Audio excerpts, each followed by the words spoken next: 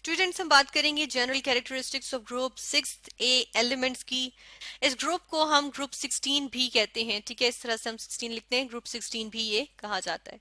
इसके एलिमेंट्स की अगर हम यहाँ देख लें कि कौन कौन से एलिमेंट्स होते हैं इसमें इसमें हमारे पास एलिमेंट्स आ जाते हैं ऑक्सीजन, ठीक है। इसके लिए हमारे पास सिंबल, यहाँ पे हमने सिंबल्स को जो है वो बोल्ड किया हुआ है, ठीक है। ऑक्सीजन आ गया, then sulphur, then selenium, then tellurium and then polonium, ठीक है। ये हमारे पास एलिमेंट्स आ जाते हैं। इनकी अगर हम नेचर की बात करें तो हमारे पास यहाँ पे फर्स्ट ऑफ ऑल हम देखें तो ऑक्सीजन हमारे पास क्या होती है, नॉन मेटल होती है, ठीक है। मैं यहाँ पर नॉन के साथ एम लिख रही हूँ, ठीक है, नॉन मेटल होती है। देन अगर हम सल्फर की बात करें तो सल्फर भी हमारे पास क्या होती है, नॉन मेटल होती है। इसके आगे भी हम यही लिख देते हैं, ठीक है।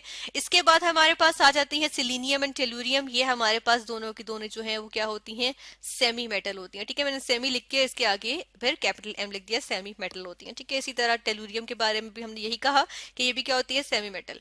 और पोलोनियम जो होती है वो हमारे पास क्या होती है, मेटल होती है, ठीक है। तो टिपिकली हम इसको जो है वो जनरली हम जो है वो पोलोनियम को मेटल कह रहे होते हैं, ठीक है। तो ये हमने यहाँ पर मेंशन कर दिया, इनके आगे हम ब्रैकेट्स लगा देते हैं।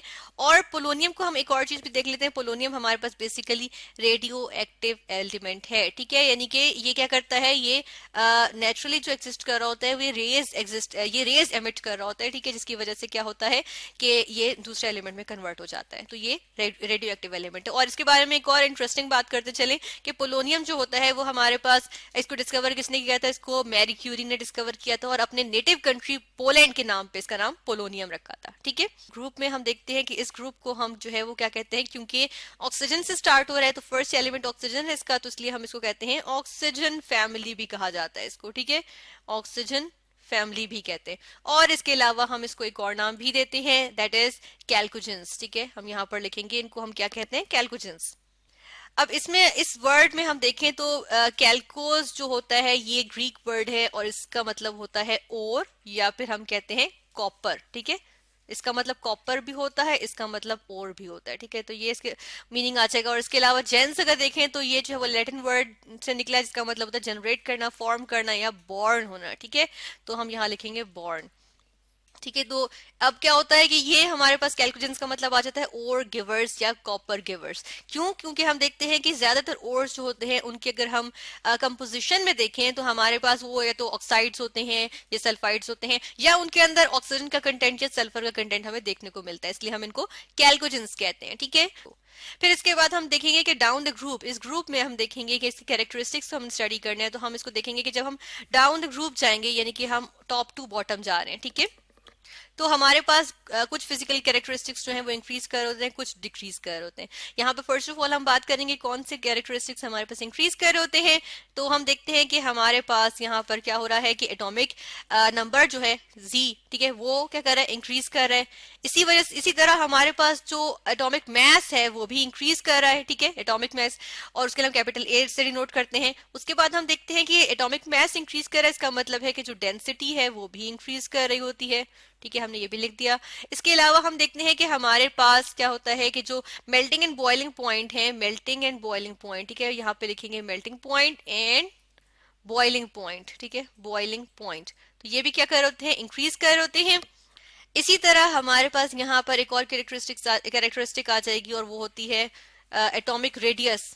एटॉमिक रेडियस भी क्या कर रहा होता है, एटॉमिक रेडियस भी इंक्रीज कर रहा होता है। एंड फाइनली हम देखते हैं कि जो हमारे पास मेटेलिक कैरेक्टर है वो भी इंक्रीज कर रहा होता है, जिस तरह से हम यहाँ पर हमने देखा भी है, ठीक है। तो मेटेलिक प्रॉपर्टी, चले मैं लिखूंगी मेटेलिक प्रॉपर्टी। और ये सारी चीजें क्या कर रही हैं, ये हमारे पास जो है वो इंक्रीज कर रही हैं, ठीक है। ये सारी जो फिजिकल प्रॉपर्टीज हैं ये इंक्रीज कर रही है।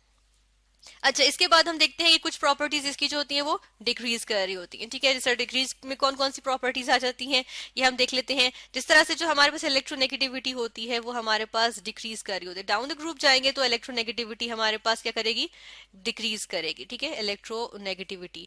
इसके अलावा हम देखते हैं कि जो हमारे पास इलेक्ट्रॉन एफिनिटी होती है, इलेक्ट्रॉन अपने अंदर हम कहते हैं कि ऐड कर लेने की सलाहियत जो होती है, एफिनिटी मतलब अट्रैक्शन, ठीक है, तो वो भी हमारे पास क्या कर रही होती है, डिक्रीज कर रही होती है डाउन द ग्रुप जाए तो। और उसके अलावा आयनाइजेशन एनर्जी, यानी कि एनर्जी जो कि रिक्वायर्ड होती है कि अपने गैशियस आइसोलेटेड एटम में से इलेक्ट्रॉन रिमूव कर लिया जाए, वो भी जो होती है वो डिक्रीज कर रही होती है, ठीक है। तो हम देखते हैं कि ये वाली प्रॉपर्टीज जो होती हैं वो डिक्रीज कर रही होती है। ठीक है। जिस तरह से इलेक्ट्रोनेगेटिविटी की अगर हमने बात की है, तो ऑक्सीजन की अगर हम यहाँ पर देखें मिसाल, तो ऑक्सीजन हमारे पास क्या होती है, ऑक्सीजन हमारे पास सेकेंड मोस्ट इलेक्ट्रोनेगेटिव एटम है after, second most electronegative element है, ठीक है, second most electronegative element after fluorine. ठीक है, फ्लोरीन की हाईएस्ट इलेक्ट्रोनेगेटिविटी होती है second most electronegative, E N लिखेंगे इलेक्ट्रोनेगेटिव के लिए। ठीक है, तो ये हमारे पास एलिमेंट आ जाता है सेकेंड मोस्ट इलेक्ट्रोनेगेटिव, ऑक्सीजन। ठीक है, अब देखिएगा कि इनकी हम यहाँ पर बात करेंगे एलोट्रॉपी की। ठीक है, एलोट्रॉपी क्या होती है, यहाँ ऊपर मैं पहले मेंशन करूं कि अब हम यहाँ पर किस चीज की बात कर रहे हैं, एलोट्रॉपी की बात कर रहे हैं। ठीक है, एलोट्रॉपी यानी कि किसी एक एलिमेंट का टू या मोर देन टू फॉर्म्स में एग्जिस्ट करना को हम कहते हैं एलोट्रॉपी। और एलोट्रॉपी यहाँ पे अगर हम देखें तो ये वाले जो एलिमेंट्स हैं ग्रुप 16 के, ये क्या करते हैं कि एलोट्रॉपी की जो प्रॉपर्टी होती है, फिनोमिना होता है, वो भी शो कर रहे होते हैं। ठीक है, फॉर एग्जाम्पल अगर ऑक्सीजन की बात करें यहाँ पे, तो ऑक्सीजन क्या कर रहा होता है, ऑक्सीजन जो होता है वो हमारे पास O2 की फॉर्म में भी एग्जिस्ट कर रहा होता है। ठीक है, और O3 की फॉर्म में भी एग्जिस्ट करता है। ये ऑक्सीजन गैस आ जाती है और ये जो है वो ओजोन आ जाती है।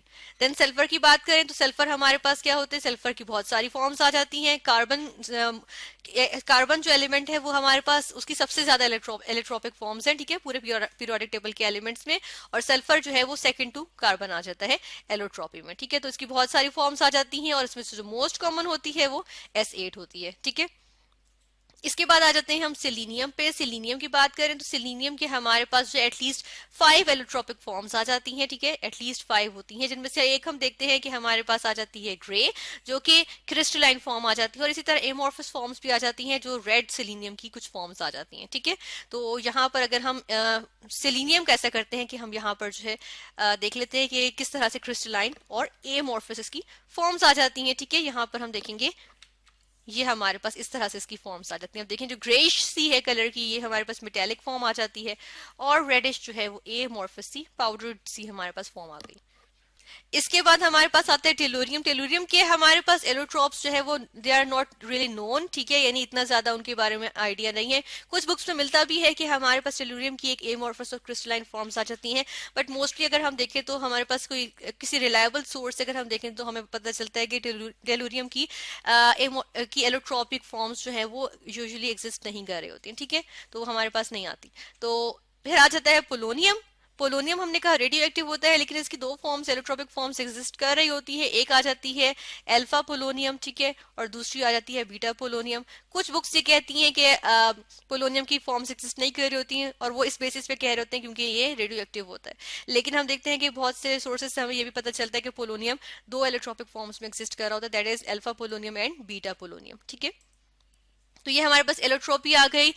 एक और कैरेक्टरिस्टिक ऑफ जो हमारे पास ग्रुप 16 के एलिमेंट्स होते हैं। ठीक है, इसके बाद हमारे पास यहाँ पर एक और प्रॉपर्टी हम देखेंगे, and that is atomicity. Atomicity के लिए हम ऐसे करते हैं, ऊपर जाते हैं और यहीं पे हम इसको यहाँ मेंशन करेंगे। ठीक है, एटॉमिसिटी की अगर हम बात करें तो हम देखते हैं कि सल्फर जो होता है, ठीक है, यहाँ पे हमारे पास सल्फर मौजूद, सॉरी ऑक्सीजन जो होता है, ऑक्सीजन हमारे पास O2 की फॉर्म में एग्जिस्ट कर रहा होता है। ठीक है, नेचुरली हम जो देख रहे होते हैं, या कॉमन इसकी जो फॉर्म होती है। ठीक है, सल्फर की बात करें तो ये S8 की फॉर्म में एग्जिस्ट कर रहा होता है। ठीक है, यानी कि मोस्ट कॉमन फॉर्म अभी हमने एलोट्रोपी में देखा भी था।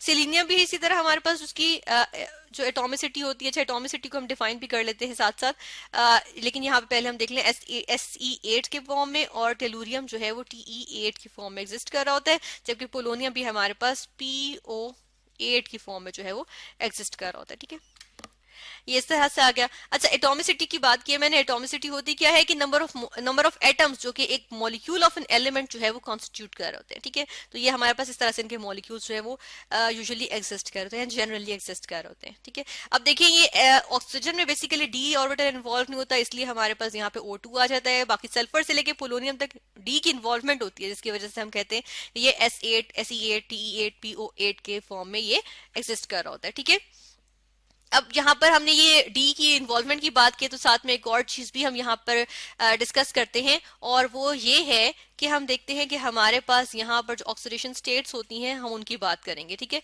जो मोस्ट कॉमन ऑक्सीडेशन स्टेट आ जाती है, जिस तरह से अगर हम बात करें सल्फर की और ऑक्सीजन की, तो हमारे पास जो है वो -2 आ जाती है, यानी ऑक्साइड हो गया, सल्फाइड हो गया, तो ये हमारे पास क्या होती है, एक कॉमन ऑक्सीडेशन स्टेट आ जाती है। लेकिन हम देखते हैं कि हमने अभी डी की इन्वॉल्वमेंट की बात की, जिसको हम यहाँ पर एक्सप्लेन भी करेंगे, तो उसमें हम क्या देखते हैं, उसमें हम देखते हैं कि हमारे पास +2 की ऑक्सीडेशन स्टेट्स भी शो की जा रही होती हैं, जैसे सल्फर है, सेलेनियम है, ठीक है, और इसी तरह +4 की भी शो की जा रही होती है, +6 की भी शो की जा रही होती है। किस तरह शो की जाती है हम ये देखेंगे। जिस तरह से अगर सल्फर की हम यहाँ पर एग्जांपल लेंगे, तो सल्फर में देखें +2 की ऑक्सीडेशन स्टेट जो है वो सल्फर डाइक्लोराइड जो है उसमें +2 की ऑक्सीडेशन स्टेट आ जाती है, +4 जो है वो सल्फर टेट्राक्लोराइड में आ जाती है, +6 देखें तो हमारे पास सल्फेट आयन जो होता है इसके अंदर +6 की ऑक्सीडेशन स्टेट शो की जा रही होती है। तो यहाँ पर इसके लिए मैं क्या करती हूँ कि पहले सल्फर के जो है यहाँ पे हम मेंशन करेंगे क्या चीज, यहाँ पे इसकी electronic configuration 1s2 2s2 2p6 3s2 3p4, ठीक है। अब देखें थर्ड शेल में हमारे पास इन्वॉल्वमेंट ऑफ डी भी होती है, ठीक है। पहले शेल में सिर्फ एस होता है, दूसरे शेल में एस और पी दोनों होते हैं, तीसरे शेल में एस पी और फिर डी की इन्वॉल्वमेंट भी होती है। अब यहाँ पे डी में इलेक्ट्रॉन्स तो नहीं है बट ये मौजूद जरूर होता है, ठीक है। तो हम देखते हैं ये इस तरह से आता है 3s2 3p4 3d0, ठीक है, इस तरह से आ गया। अब अगर इसके लिए मैं यहाँ पर क्या करूं कि यहाँ पे जो फाइनल शेल है ना, थर्ड शेल, इसके लिए मैं यहाँ पर जो है इस तरह से हम ये बना लेते हैं, ठीक है। ये हमारे पास आ गए। इसमें देखें 3s2 में ये हमारे पास इलेक्ट्रॉन्स आ गए, 3p4 में हमारे पास इस तरह से आएंगे 1 2 3 एंड देन 4, ठीक है। तो अब देखें, अब जब ये जो दो अनपेयर्ड हैं इनके साथ क्या होगा, अब देखें HCl2 है तो क्लोरीन के दो एटम्स जो है वो एक यहाँ पे पेयर कर लेगा, एक यहाँ पेयर कर लेगा, ठीक है। तो पेयरिंग हो जाएगी या इलेक्ट्रॉन्स शेयर करके यहाँ पर हम देखते हैं कि ये फिल हो जाएंगे, तो हमारे पास क्या आ जाएगी, +2 की ऑक्सीडेशन स्टेट आ जाएगी, ठीक है। लेकिन फिर हम देखते हैं कि अगर देखें ये वाला जो मेरे पास एक यहाँ पे ये वाला जो मेरे पास एक इलेक्ट्रॉन मौजूद है, अगर ये जंप मार के कहाँ चला जाए, ये जंप मार के यहाँ पे चला जाए, तो देखिए अब हमारे पास 4 अनपेयर्ड हो गए। तो अब देखिए क्लोरीन के अगर 4 मेरे पास एटम्स मौजूद हो तो वो क्या करते हैं, यहाँ शेयरिंग करके अपना अपना इलेक्ट्रॉन आउटर मोस्ट शेल के एक इलेक्ट्रॉन को शेयर करके इस तरह से क्या बना लेंगे, पेयरिंग कर लेंगे, ठीक है। तो +4 की ऑक्सीडेशन स्टेट शो हो जाएगी, ठीक है। इसी तरह अगर हम देखते हैं कि यहाँ पर एक और पॉसिबिलिटी भी है, और वो ये कि अगर ये वाला इलेक्ट्रॉन जो ये जंप मार के, यानी 3s2 का इलेक्ट्रॉन जो है ये जंप मार के कहाँ चला जाए, अब ये वाला भी डी में चला जाए, ठीक है। एक्साइटेशन, अनदर एक्साइटेशन, ठीक है। तो उसके बाद फिर हमारे पास क्या होगा, देखें अब यहाँ पर इस तरह से जो है वो पेयरिंग हो सकती है, ठीक है। जब यहाँ पे इलेक्ट्रॉन इस तरह से शेयर होंगे किसी और एलिमेंट के, ठीक है, तो वो क्या हो जाएगी, +6 की ऑक्सीडेशन शो होगी, ठीक है। तो इस तरह से ये हमारे पास ऑक्सीडेशन स्टेट्स आ गई। जैसे सल्फर के केस में देखकर हमने देखा किस तरह से डी की जो है वो इन्वॉल्वमेंट इस तरह हो जाती है कि इलेक्ट्रॉन्स एक्साइट होके डी में चले जाते हैं। तो इस तरह वेरिएबल ऑक्सीडेशन स्टेट्स भी शो करते हैं ग्रुप 16 के एलिमेंट्स। इसी तरह हमने यहाँ पर इनकी और प्रॉपर्टीज भी देखी कि एलोट्रॉपी भी शो करते हैं जनरली, और इसके अलावा हमने यहाँ पर जो बेसिकली बात की वो हमने general characteristics of group 16 elements की बात की।